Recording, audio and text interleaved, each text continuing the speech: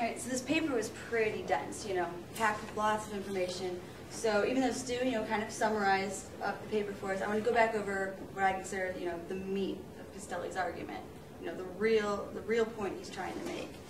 And so he started off by giving us classic examples of how emotions role in rhetoric.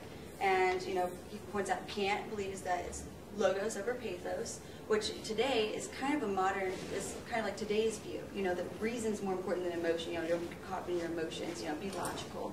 It's kind of what Kant said. And Gorgias was the opposite. He said, pathos over logos. That it's all about the emotion, it's all about the passion. And then Cicero said, no, they're separate. Pathos and logos are separate, but they can come together. Well, Castelli says, okay, they're both important, but you can't separate them. You cannot separate pathos and logos. You cannot separate reason and emotion. Because when we reason something, or what we consider the reasoning process, it starts with emotion. Unless, like someone said earlier, unless you feel something, you have no incentive to take it anywhere, to think about it. And emotion can only be completed through investigating it. What does it mean? Why am I feeling it? And these emotions are developed throughout our life with our life experiences, and they form the person who we are. We all have unique views of the world, understandings of the world, our role in the world, and this isn't static. It's a very dynamic self-awareness thing. It's always changing as we go through life, and it's rooted in our experiences, and it's from those that we can reason something out and make a judgment.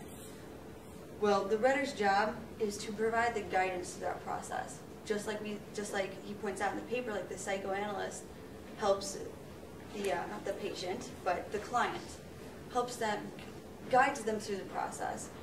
And when I say reasoning process, I mean going from feeling an emotion, which is an emotion is kind of an incipient understanding. It's the bare minimum.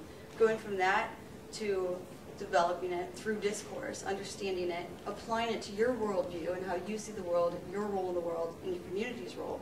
And then from there, making a judgment on an issue or an idea or something.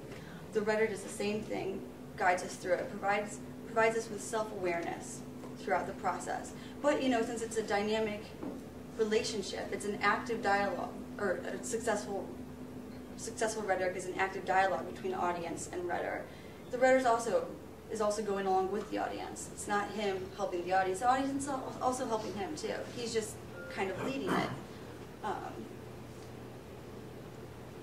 In contrast, there's inartistic rhetoric, and that's like we keep saying Hitler.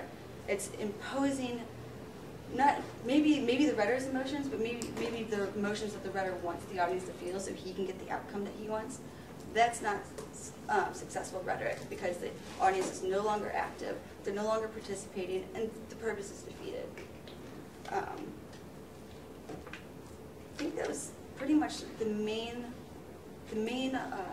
argument that Castelli had. So